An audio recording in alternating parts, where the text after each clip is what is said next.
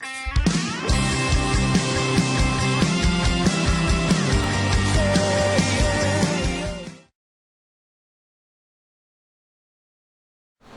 amamos, Pai. O Senhor é o nosso Deus, o Senhor é o nosso amado. O Senhor é a razão da nossa vida.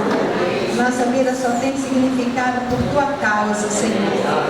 Muito obrigada, Deus, pelo privilégio que temos de estarmos juntos, Senhor, como Tua família, para aprender contigo, Senhor. Venha nos ensinar, venha nos instruir, venha abrir nosso entendimento, Pai, para que possamos captar o Teu coração, Pai, e ajuda-nos a sermos praticantes da Tua palavra e não somente ouvintes. Abençoe cada um que está aqui, Senhor, os que vão chegar, Senhor. Cada um seja fortalecido no Senhor e na força do Seu poder. Em nome de Jesus Cristo. Amém. Irmãos, nós começamos na aula passada um assunto sobre fé. E estamos estudando sobre 7 coisas mais importantes nesse assunto da fé. E na aula passada nós falamos sobre a primeira coisa mais importante. E qual foi a coisa mais importante que aprendemos na terça-feira passada? Todo crente tem fé. Então toda pessoa que entregou sua vida a Jesus, que creu em Jesus, Deus colocou dentro de nós uma medida de fé. E que tipo de fé é esta? É a fé do tipo de Deus. Jesus lá em Marcos 11:22, ele falou: tende fé em Deus. E nós vimos que a melhor tradução é tende a fé de Deus. Que significa tende a fé do tipo de Deus. E que tipo de fé é esta? Jesus, para ilustrar, para demonstrar que tipo de fé é esta, ele foi procurar fruto numa figueira, não achou, e aí ele disse uma palavra, ele creu no coração e ele disse uma palavra à figueira: nunca mais saia fruto de ti. E no dia seguinte, quando ele e os discípulos passaram, então eles falaram para Jesus: a figueira que tu amaldiçoaste secou. E foi quando Jesus falou: tende a fé de Deus. E ele começa a definir que fé é esta.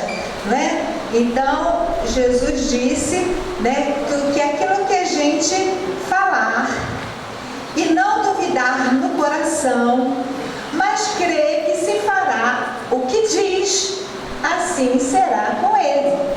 Amém? Então a fé do tipo de Deus é a fé que a gente crê no coração, a gente fala com a boca aquilo que crê no coração, e aquilo que a gente creu no coração e falou vai acontecer. E foi o mesmo tipo de fé que Deus usou no início, lá no princípio, para criar o mundo. Então nós vimos lá em Gênesis que Deus falava, o que ele falava acontecia. Então Deus cria no coração, ele falava e depois vem escrito: e assim se fez. Então esta é a fé para remover montes. Então Jesus falou: se disserdes a este monte, ergue-te, lança-te no mar, e não duvidar no coração, mas crer que se fará o que diz, assim será com ele. E monte aí significa qualquer situação, na nossa vida, no nosso caminho, que estiver se opondo, se levantando. Pode ser um problema, pode ser uma dificuldade, pode ser uma necessidade, pode ser uma doença, pode ser o que for. Se a gente crê no coração e a gente declara com a nossa boca, Jesus falou que assim será com ele. Esse é o tipo de fé dele. Amém? De Deus. Então, a primeira coisa mais importante no assunto da fé é que todo crente tem uma medida da fé do tipo de Deus. Todo crente tem uma medida do tipo de fé que criou o mundo. Todo remover montes. Amém? Então vamos fazer a confissão. Quantos fizeram a confissão durante a semana? Amém. Alguns fizeram, mas poucos fizeram. Não é verdade? E vocês vão aprender a importância da confissão. Amém? É muito importante confessar a palavra de Deus.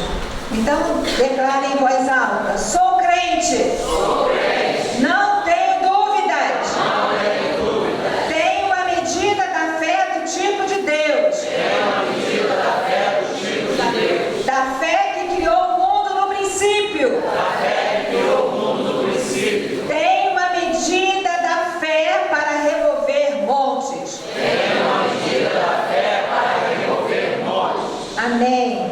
Amém? Então, essa é a primeira coisa mais importante no assunto da fé. Então, isso significa o quê? Que Deus dá o mesmo início a cada um que crê em Jesus. Deus dá um início igual a todos os que creram, uma medida de fé do tipo de Deus. Amém? Deus não dá a uns mais do que a outros. Toda pessoa que creu recebeu uma medida de fé do tipo de Deus. Então Deus dá o mesmo início a cada um que crê em Jesus. Amém? Então hoje nós vamos aprender a segunda coisa mais importante no assunto da fé, que é o seguinte: a fé do tipo de Deus que você recebeu, que está no teu espírito, ela pode ser aumentada.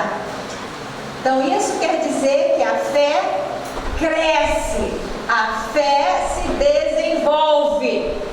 Amém, gente? Então Deus deu um início igual para todos nós. Amém? Mas a segunda coisa mais importante é que essa medida de fé que nós recebemos, ela pode ser aumentada, porque a fé cresce, a fé se desenvolve. Agora, o que acontece muitas vezes com muitos cristãos? Não é? Então, muitas pessoas fizeram com a sua fé o que fez o homem na Bíblia com o seu único talento. Vocês estão lembrados da parábola dos talentos? O Senhor deu a um 5, a outro 2 e a outro 1. O que tinha 5, dobrou 10. O que tinha 2, dobrou 4. E o que tinha 1, fez o quê? Enterrou o talento. Pegou o talento, embrulhou no lenço e escondeu. E há muitos cristãos que fazem o mesmo com a medida de fé que recebeu. Bota no lenço e esconde. Isso quer dizer, não usam a sua fé. Há muitos cristãos que fazem isso, né? Então, entenda bem, é responsabilidade sua o que você faz com a medida de fé que Deus lhe deu. Deus deu uma medida. Agora, o que você vai fazer com essa medida da fé que Ele deu a você é responsabilidade sua. Então, isso quer dizer que cada um é responsável por fazer a sua fé crescer. Cada um é responsável por desenvolver a fé que Deus lhe deu. É você e não Deus que vai fazer a sua fé aumentar. Não adianta você orar pedindo: Deus, aumenta a minha fé. Porque Deus não vai fazer isso, porque não é responsabilidade dele aumentar a sua fé. O aumento da tua fé é responsabilidade tua. O aumento da minha fé é minha responsabilidade. Amém, gente? Então, agora, nós sabemos que Deus, Ele nos dá os meios para que possamos aumentar a fé.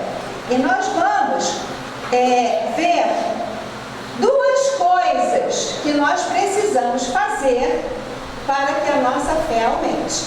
Amém? Então, é você fazer duas coisas. Então, a primeira coisa que é necessário que nós façamos, cada um de nós façamos, para que nossa fé cresça, é alimentar a fé com a palavra de Deus.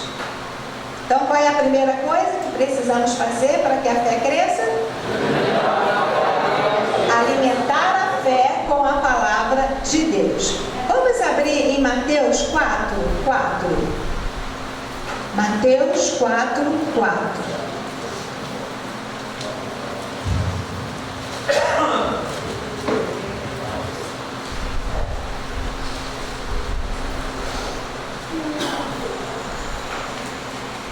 Quando chegaram aí, digam um amém bem alto. Amém.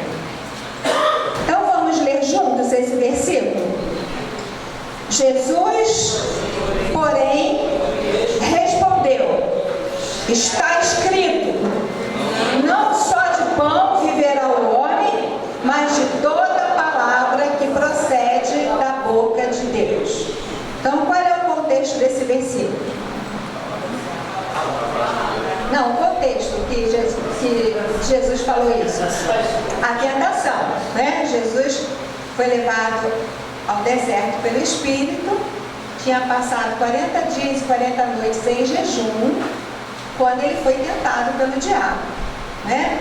E a primeira tentação foi, né, o diabo sugeriu, já que Jesus estava 40 dias sem comer, que ele transformasse as pedras em pães. E Jesus, respondendo ao diabo, né, ele respondeu com a palavra, né? E Jesus falou o seguinte: está escrito, não só de pão viverá o homem, mas de toda palavra que procede da boca de Deus. Jesus faz uma conexão entre duas coisas aqui. O que ele está conectando? O que ao que?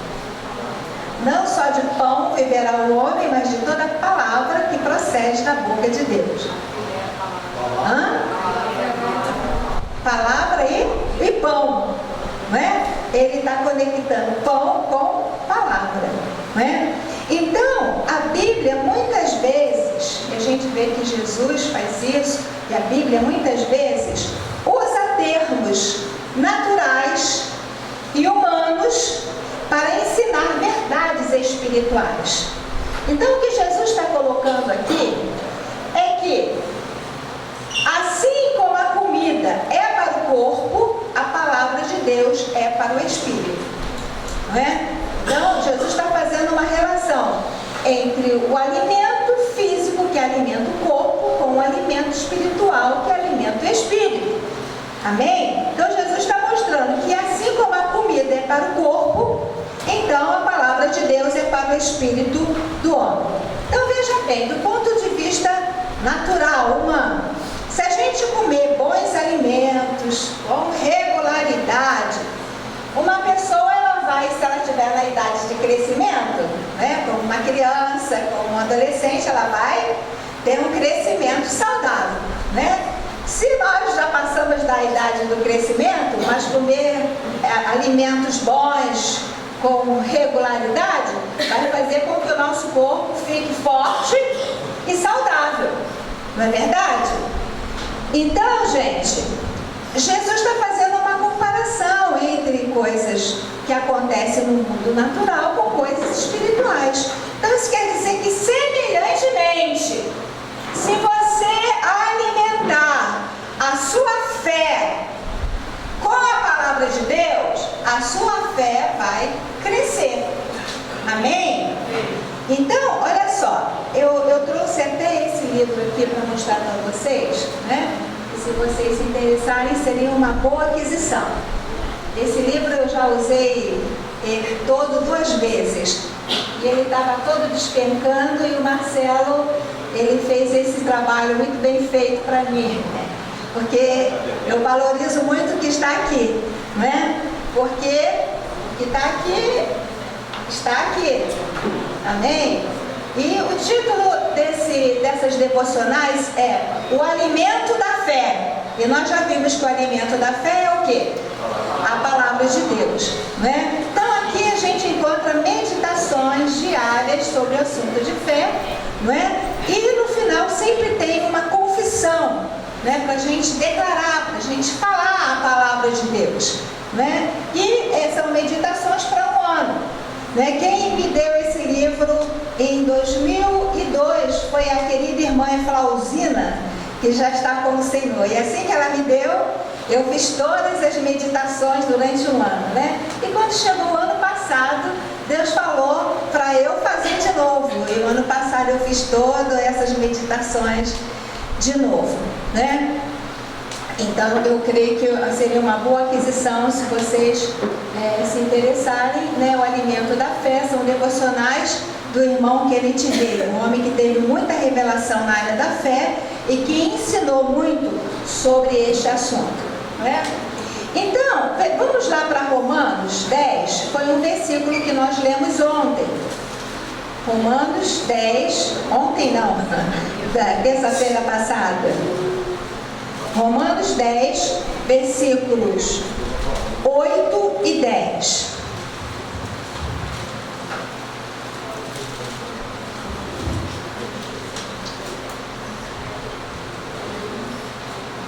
Romanos 10, vamos ler versículo 8, depois versículo 17. Vamos primeiro versículo 8. Porém, que se diz? A palavra está perto de ti, na tua boca e no teu coração, isto é, a palavra da fé que pregamos. Então a palavra de Deus é chamada de quê aqui nesse versículo? A palavra da fé. Então a palavra de Deus é chamada de palavra da fé. Por quê? Porque é a palavra de Deus que faz a fé entrar no nosso espírito. É a palavra de Deus que faz a fé brotar no nosso coração. É a palavra de Deus que vai alimentar a nossa fé. Amém, gente? Então, para que sua fé cresça, é preciso que você faça primeiro, que você ouça a palavra de Deus, que você leia a palavra de Deus, que você medite na palavra de Deus. E agora vamos convir que normalmente o povo de Deus é muito relaxado, negligente na sua leitura e na sua meditação da palavra. E muitas vezes nós vemos que existem muitos cristãos que estão fracos, doentes, debilitados, né? Porque assim como um corpo físico fica sem alimento físico, vai ficando enfraquecido, o nosso espírito sem um alimento espiritual também vai ficando fraco e doente. Então, gente, é necessário que nós tomemos vergonha na cara e que nós sejamos gente disciplinada e que assim como a gente come todo dia para sustentar esse corpo físico, que todo dia você separe um tempo para ler e meditar a palavra de Deus. Amém? Porque a palavra de Deus é a forma de você alimentar a sua fé e fazer a sua fé crescer. E isso é responsabilidade sua. Deus não vai fazer isso por você. Amém, gente? Então é necessário também frequentar cultos e escolas bíblicas, onde haja genuíno ensino da palavra de Deus, como nós estamos aqui toda terça-feira, né, numa escola bíblica, né, no domingo, aos cultos, né, e nos outros cultos também, onde a palavra é pregada e ensinada, nós estamos alimentando o nosso espírito, não é? E também quero lembrar que vamos começar, né, no mês de junho, uma classe de fundamentos, né, como o nome está dizendo, né, são ensinos que vão ajudar na fundação, no alicerce da sua vida cristã, não é? Então você que é um novo crente ou já é um crente mais antigo e não passou por essa classe, é muito importante que você faça, que você participe desse curso, né? A Débora, ela está anotando os nomes, né, dos irmãos que querem participar, não é? Então nós vamos abrir 2 horários, um às 9 horas da manhã, antes do culto da manhã, e outros às 18 horas, antes do culto da noite, aos domingos. Né? Então você, quando for dar o seu nome, diga qual é o horário que é mais favorável para você. E venha antes, né? E comece, e continue e termine. Porque muitos, às vezes, quando começa, o grupo é grande, mas à medida que a coisa vai caminhando, vai diminuindo, e são poucos os que terminam. Né? E uma palavra-chave na vida cristã é perseverança. É necessário você começar, continuar, concluir aquilo que você começou. Porque é assim que você vai avançar, que você vai crescer na sua fé. Amém? Então eu quero deixar, né, esse anúncio, né? Você que é um novo convertido, já um crente mais antigo, não passou por essa classe, é importante que você participe. Depois você dê o nome a Débora e o horário que é melhor para você. Amém? Então, gente, nós já vimos que é nossa responsabilidade, não de Deus, fazer a nossa fé crescer.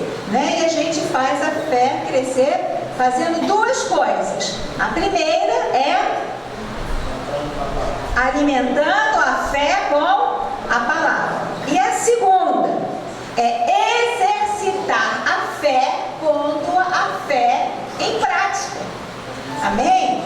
Então veja bem, se uma pessoa come regularmente e constantemente, mas não faz exercícios, como é que ela vai ficando? Vai ficando gorda e fora de forma. Não é verdade? Né? Então nós já vimos que existe um paralelo entre o físico e o espiritual. Então, semelhantemente, você precisa alimentar a sua fé com a palavra de Deus, mas também precisa exercitar a sua fé. Senão, o que vai acontecer? Os músculos da sua fé vão ficando fracos. E aí você não vai conseguir fazer muito serviço espiritual na remoção dos montes da sua vida. Né? Então, além de alimentar a fé com a palavra de Deus, é preciso que você use a sua fé no seu dia a dia, na sua vida. Amém? Então vamos pensar o seguinte, em que horas que você vai usar a sua fé? Todas as horas. Todas as horas, sim. Mas vamos definir melhor isso daí.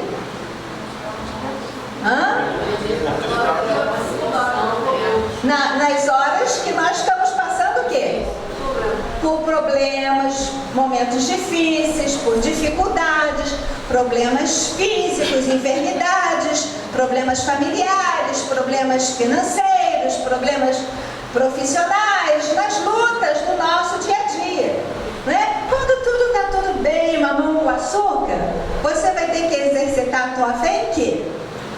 Né? Mas é na hora das dificuldades, do vamos ver, das lutas do dia a dia, que você vai precisar usar a sua fé.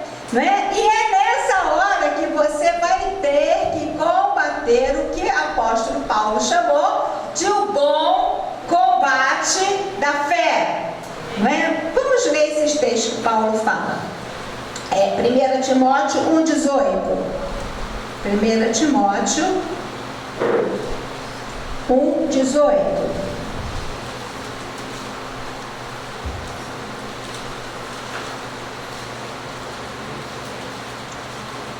Quem chegou em 1 Timóteo 1,18, diga glória a Deus. Glória a Deus. Então vamos juntos ler esse versículo. Este é o dever que te encarrego, ó filho Timóteo, segundo as profecias de que antecipadamente foste objeto. Combate, firmado nelas, o bom combate. Amém? Então Paulo está falando com Timóteo sobre profecias que ele tinha recebido, ou seja, promessas, palavra de Deus. E ele está falando, combate, o bom combate, firmado nestas promessas. Amém? Ainda em capítulo 6 de 1 Timóteo, versículo 12.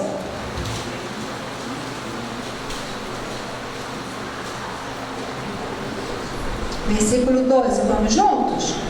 Combate o bom combate da fé, toma posse da vida eterna, para a qual também foste chamado, e de que fizeste a boa confissão perante muitas testemunhas. Então, a parte inicial, né, ele está definindo melhor que combate é esse. É o bom combate da fé. E 2 Timóteo 4,7, né? É o que Paulo fala um pouquinho antes de partir, né? Já idoso, ele disse, capítulo 4, versículo 7 de 2 Timóteo. Vamos juntos?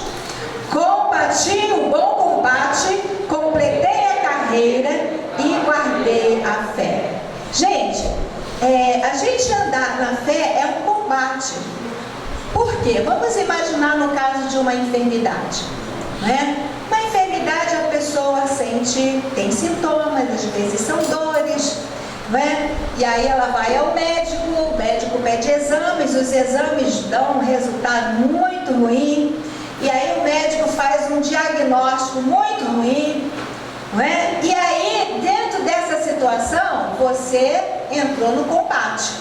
Porque você vai ter que decidir se você vai aceitar aquilo ou se você vai ficar com as verdades da palavra de Deus, que afirma que Cristo carregou sobre ele as nossas enfermidades.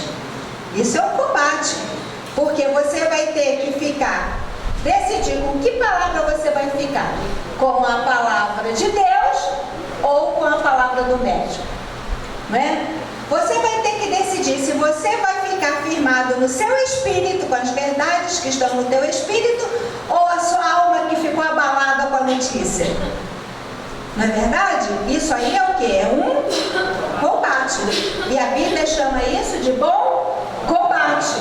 O bom combate da fé é quando a gente se firma nas verdades de Deus, na palavra de Deus, nas promessas de Deus, naquilo que Deus fala que é meu direito como filha dele, e aí eu vou ficar firmada nessas verdades e combatendo o bom combate, não aceitando aquela circunstância, ou aqueles sintomas, ou aqueles resultados. Amém, gente? Amém? Então é nessa hora que você vai ter que combater o bom combate. E como a fé em Deus e sua palavra são a chave para a gente tocar no poder de Deus, Satanás ele vai fazer de tudo para neutralizar a sua fé, trazendo medo, trazendo ansiedade, trazendo preocupação, não é? Então, são as formas que o inimigo encontra para neutralizar a nossa fé. Então, é aí que a gente vai ter que decidir com quem a gente vai ficar, com a palavra ou com as notícias. A gente vai acreditar em Deus ou no diabo? A gente vai dar vazão à desestrutura da nossa alma, ou a gente vai ficar com as verdades, com as convicções que nós temos no nosso espírito, né? Onde o Espírito Santo de Deus habita. Amém? É uma batalha. Então, nós vimos duas coisas que são necessárias para que a nossa fé cresça. Quais são as duas? Primeiro, alimentar a fé com a palavra de Deus, e a segunda é exercitar a fé, ou seja, exercitar a palavra de Deus, né? A fé, ou aquilo que você tem das verdades de Deus no teu espírito, no seu dia a dia. Agora nós vamos ver o seguinte, que a fé, ela pode ser medida. Então, isso quer dizer que uma pessoa, ela pode ter mais fé ou menos fé. Ela pode ter uma fé forte ou uma fé fraca. Ela pode ter uma fé maior ou uma fé menor. Não é? E nós vamos ver alguns textos, não é, que mostram isso. Que a pessoa ela pode ter mais ou menos fé, dependendo daquilo que ela está fazendo, com a medida da fé que Deus deu a ela. Então vamos ver alguns textos para a gente ver isso. Vamos lá para Mateus, capítulo 6, versículo 30.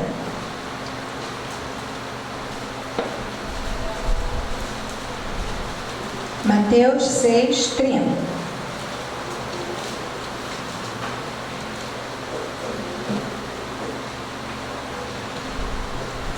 Aleluia. Quem encontrou, diga Maranata. Amém. Ora bem, Senhor Jesus. Então vamos lá, todos juntos.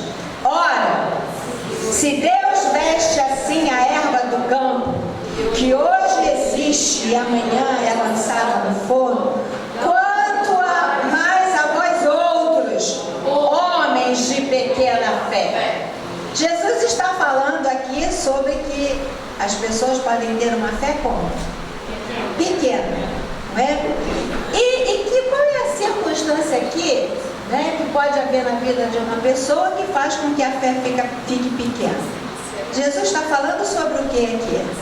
Sobre a ansiedade, né? E Jesus está falando para a gente não andar ansioso por coisa alguma. Isso quer dizer, uma pessoa ansiosa, uma pessoa muito preocupada com as coisas, com as situações, é uma pessoa de pequena fé, né? Então Jesus está falando de pessoas com pequena fé.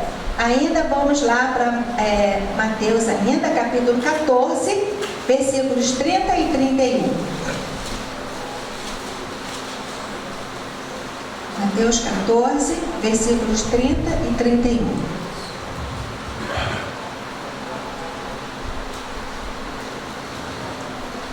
Amém?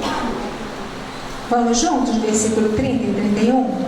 Reparando, porém, na força do vento, teve medo, e começando a submergir, gritou: salva-me, Senhor! E prontamente Jesus, estendendo a mão, tomou e lhe disse: homem de pequena fé, por que duvidaste?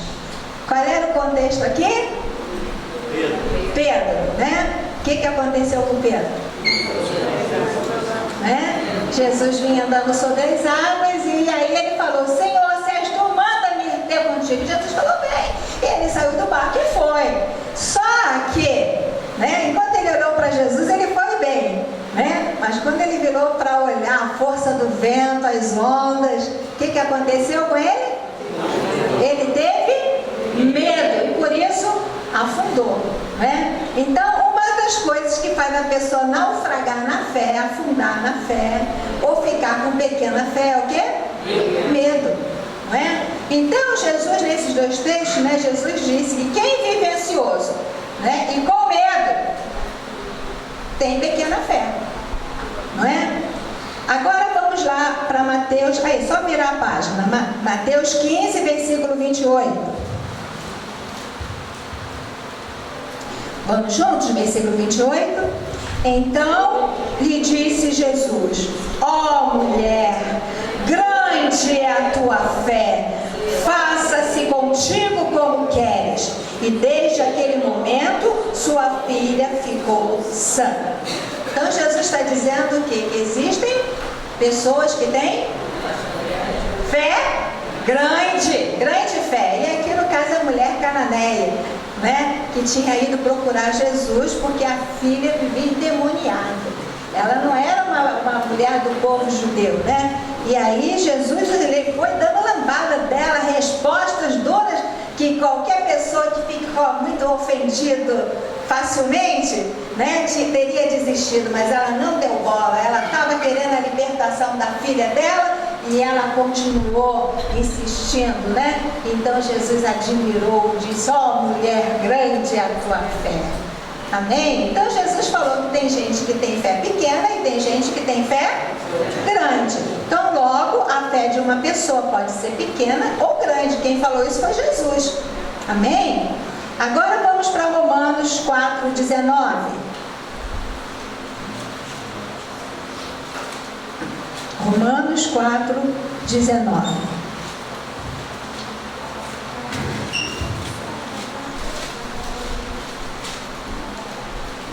Quem chegou aí, diga glória a Deus.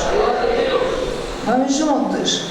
E sem enfraquecer na fé, embora levasse em conta o seu corpo amortecido, sendo já de 100 anos, e a idade avançada de Sara, podemos ler o 20 também. Não duvidou por incredulidade da promessa de Deus, mas pela fé se fortaleceu, dando glória a Deus.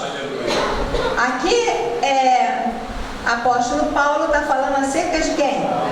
De Abraão, não é? E aqui ele está dizendo que Abraão, sem enfraquecer na fé. Então aqui ele não enfraqueceu na fé. Mas se existem pessoas que não enfraquecem na fé, é porque existem aquelas que enfraquecem na fé, não é? Então Jesus está falando que pode ter fé forte e pode ter fé fraca, não é? Tá certo? E no versículo 20, né, que nós já lemos, diz que da promessa, mas pela fé se fortaleceu, dando glória a Deus. Não é? Então aqui está dizendo que Abraão fortaleceu a sua fé com uma prática, dando glória a Deus. Jesus, no caso não é Jesus, aqui é o apóstolo Paulo, né, está dizendo que existe fé forte e existe fé fraca. Atos 6:5. Atos 6:5.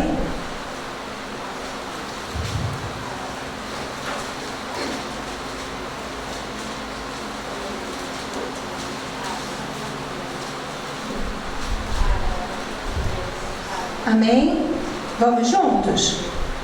O parecer agradou a toda a comunidade e elegeram Estevão, homem cheio de fé e do Espírito Santo, Felipe, Prócoro, Nicator, Timão, Pármenas e Nicolau, prosélito de Antioquia. Mas eu quero ressaltar a parte inicial, né? Sobre o Estevão, que era homem cheio de fé. Amém? Então, se existe, né, se uma pessoa pode ficar cheia de fé, é porque uma pessoa também pode ficar vazia de fé, né? Então, uma pessoa pode ficar vazia de fé ou ter uma fé parcial, assim como um copo, né? Ele pode estar cheio de água, pode estar com água pela metade ou pode estar sem água nenhuma. Assim, uma pessoa pode, né, estar com a sua fé. Né? Então, por esses textos, nós concluímos que a fé ela pode ser fraca ou forte, ela pode ser grande ou pode ser pequena, ela pode ser maior ou menor. Amém? Então, logo a fé pode ser medida. Não é? E aí nós podemos avaliar, né, como está a nossa fé. Né? Que tipo de fé é a nossa? Né? Forte? É fraca, a gente está cheio de fé, a gente está pela metade de fé, ou a gente está vazio de fé, não é? A fé pode ser medida. Agora, vamos ver o seguinte, que você precisa exercitar a fé, você precisa começar esse exercício onde você está. Então, comece o exercício da sua fé no nível em que você está. Então a gente já viu que cada crente tem a responsabilidade de fazer a sua fé crescer, né? Agora, esse crescimento da fé é como uma escada. A gente sobe numa escada, degrau a degrau, degrau a degrau. Não adianta a gente querer chegar no topo da escada num salto só, ou na metade da escada num salto só, né? Então, o que derrota muitas vezes as pessoas é porque elas procuram crer além da sua medida de fé.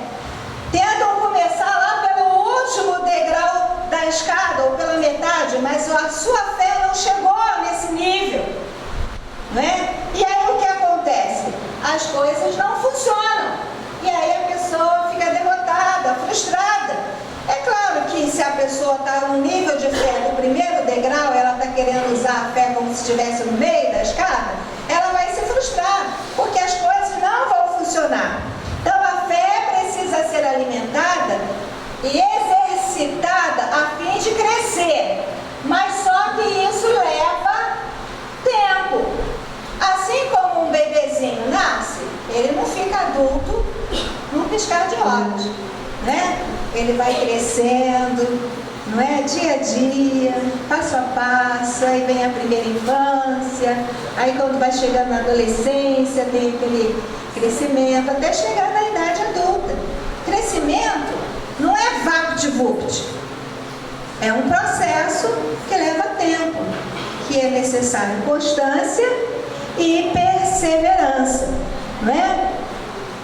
Então, você precisa começar, exercitando a sua fé no nível em que você está. Então, alimente e exerça a sua fé onde você está. E ela vai crescer e vai remover montes, não é? Então, isso quer dizer o quê? Que você precisa exercitar a sua fé primeiro para pequenas coisas. E aos poucos você vai exercitando a sua fé para coisas mais difíceis, até você conseguir exercitar a tua fé para coisas grandes. Então o que acontece? Às vezes as pessoas, vamos ver em termos de enfermidade, né? Aparece uma dor de cabeça, né? Às vezes uma dor na barriga, e aí os crentes, ao invés de exercitar a sua fé, logo elas pegam dipirona, pegam AS, aí apareceu uma febre, aí logo pegam um antitérmico, né? É a hora de você exercitar a sua fé para pequenas coisas, amém? É a hora de você, na sua casa, impor as suas mãos, né, sobre seu filho, repreender a febre, como Jesus fazia, né? Jesus chegou lá para a sogra de Pedro e repreendeu a febre, e a febre passou. Amém? Então Deus quer que nós pratiquemos isso no nosso dia a dia, né? Ficou com uma dor de barriga? Não vai logo tomar um comprimido. Antes você exercite a sua fé, né? E busque direção de Deus. O que acontece muitas vezes é que os crentes nunca usam a sua fé, né? Aí vai nos problemas pequenos, aí daqui a pouco chega um problema grande. Aí descobre que está com câncer e o médico já desenganou. Aí então a pessoa quer exercitar fé para crer na cura de um câncer. Só que ela nunca exercitou a fé para crer numa dor de cabeça. Ela nunca exercitou a fé, né, para um resfriado. E de repente ela quer exercitar a fé na cura de um câncer. Então, você está com a fé no primeiro degrau e quer exercitar a fé no último degrau da escada. E você não tem a fé no nível, a altura, para poder crer e ver a operação do milagre de Deus nesse nível.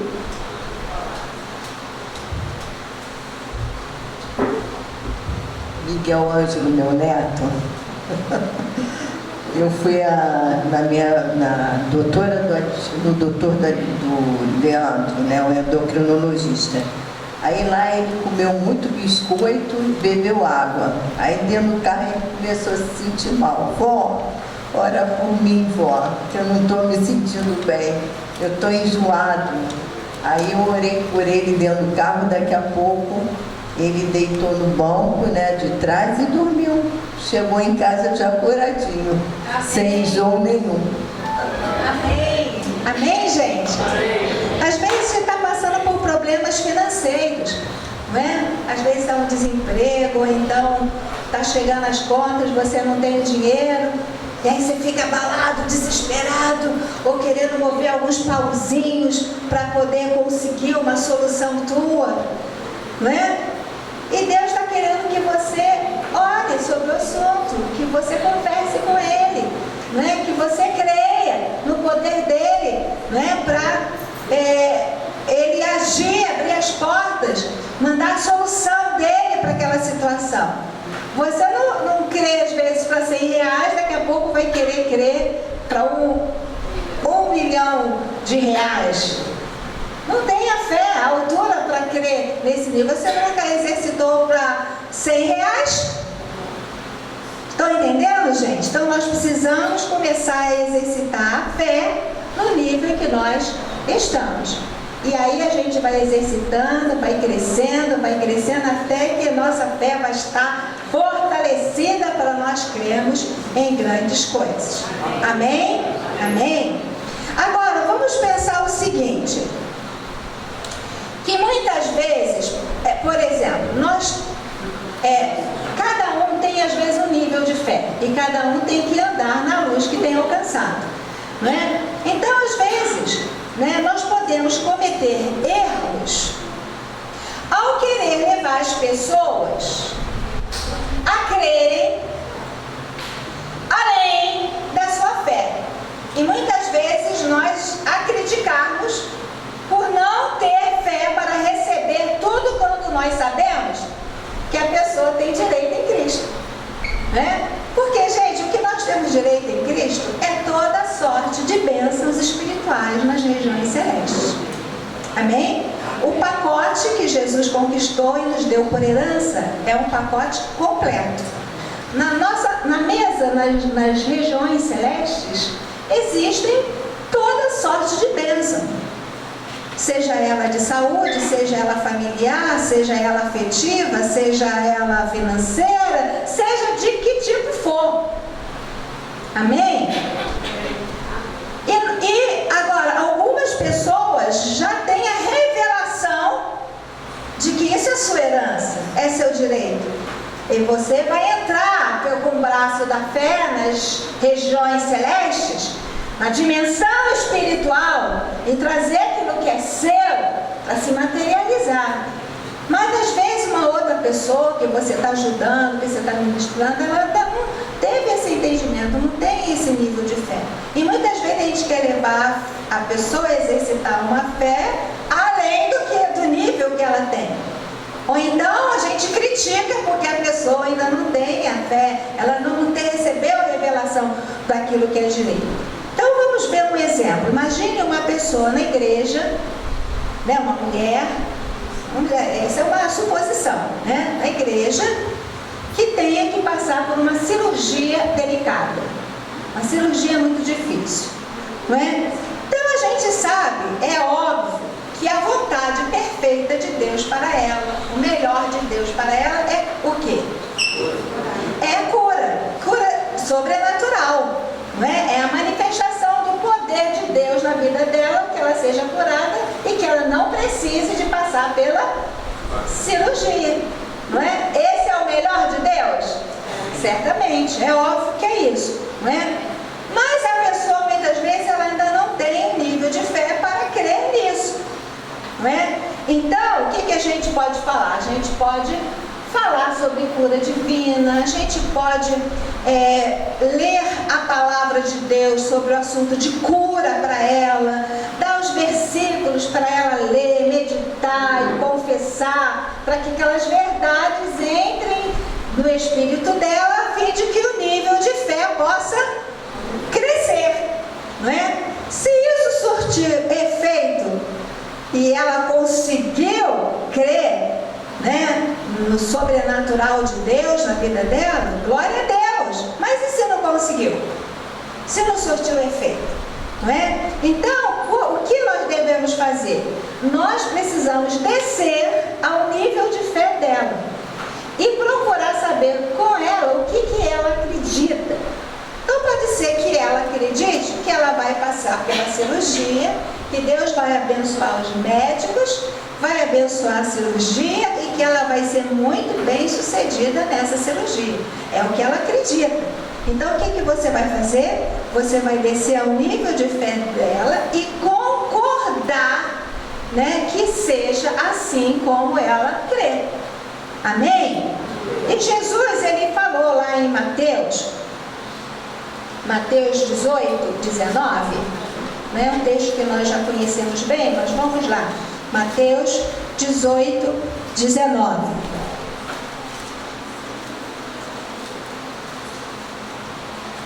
Quem chegou aí, diga glória a Deus. Glória a Deus. Amém. Então vamos ler juntos, Mateus 18, 19. Em verdade, também vos digo, que se dois dentre vós sobre a terra concordarem a respeito de qualquer coisa coisa que porventura pedirem, ser-lhe-á concedida por meu Pai que está nos céus. Amém?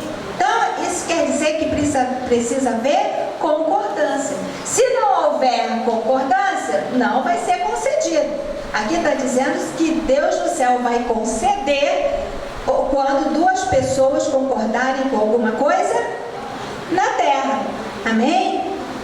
Agora, veja bem, há pessoas que pensam que se outra pessoa tiver suficiente, se tiver fé suficiente, ela poderá, a outra pessoa, crer em Deus para a sua cura. E ela receberá a cura mesmo sem ela crer.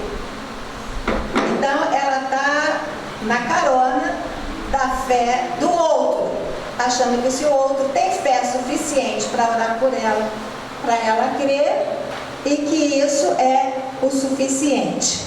Não é? Então vamos ver uma coisa. Vamos aqui para Marcos. Marcos 6, 5. Marcos 6, 5.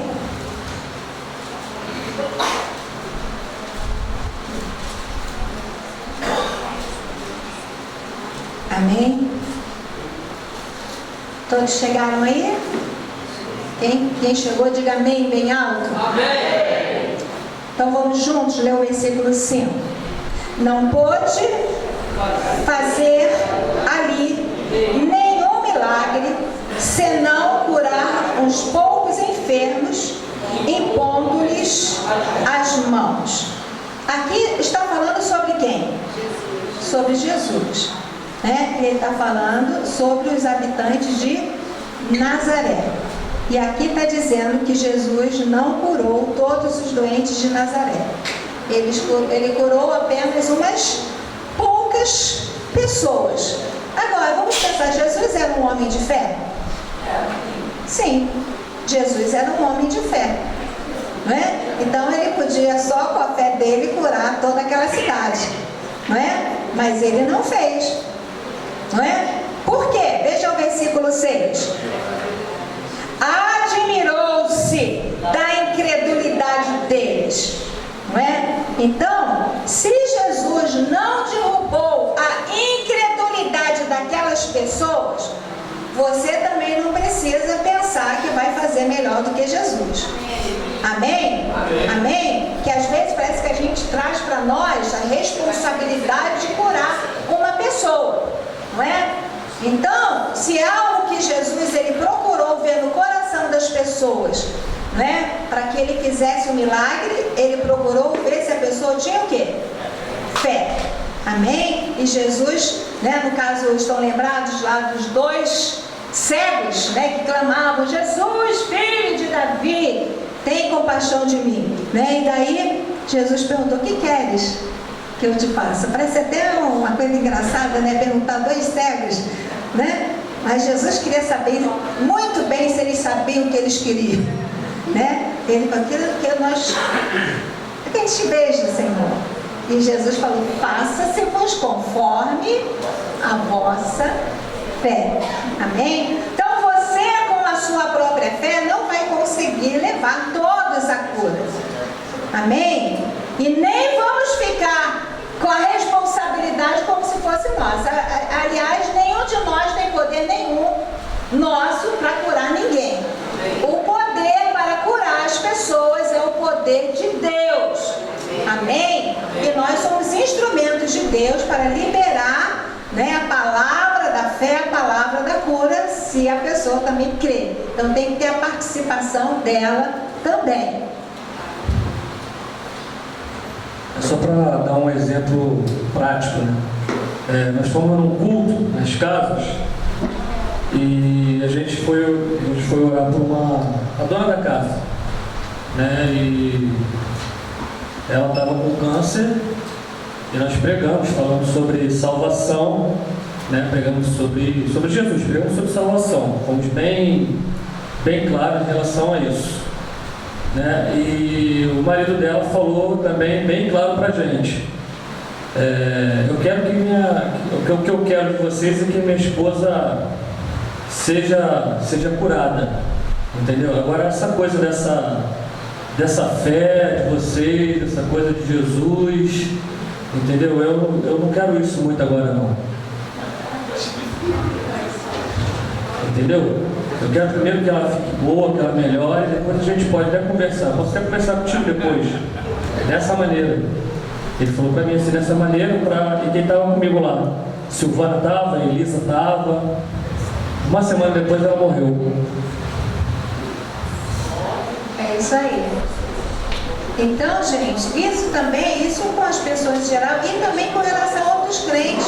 Porque há crente preguiçoso, que não quer jejuar, que não quer orar, que não quer ir para cima de Deus e quer viver na carona do outro, querendo que o outro ore, que o outro jejue, que o outro escabele por causa dele, mas ele mesmo não move uma palha, não é? Então, né, Deus quer mexer nos brilhos daqueles que creem nele, né? Lá para a gente concluir, lá em Hebreus, capítulo 11, versículo 6, Hebreus 11, 6.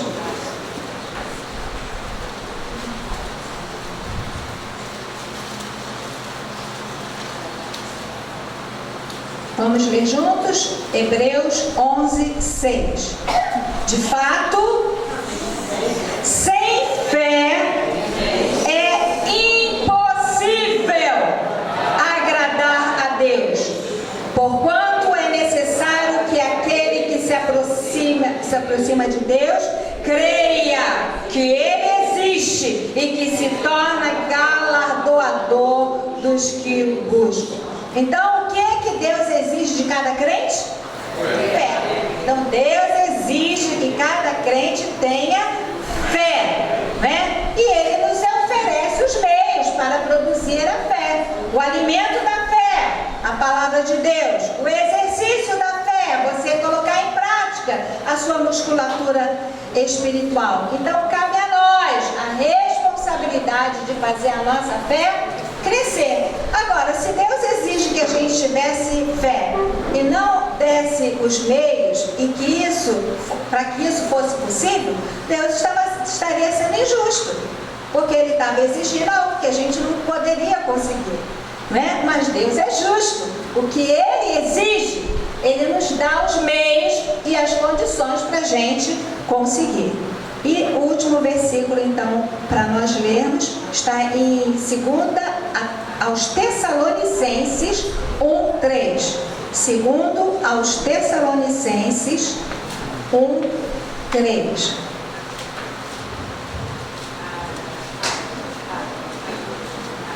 Aleluia.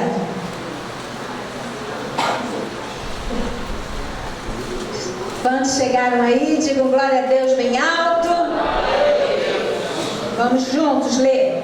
Irmãos, cumpre-nos dar sempre graças a Deus no tocante a vós outros, como é justo, pois a vossa fé cresce sobremaneira e o vosso mútuo amor de uns para com os outros vai aumentando. Então, o que o apóstolo Paulo está falando desses irmãos aqui? Sobre a fé? Que a fé deles cresce sobremaneira. Ou seja, a fé está crescendo muito.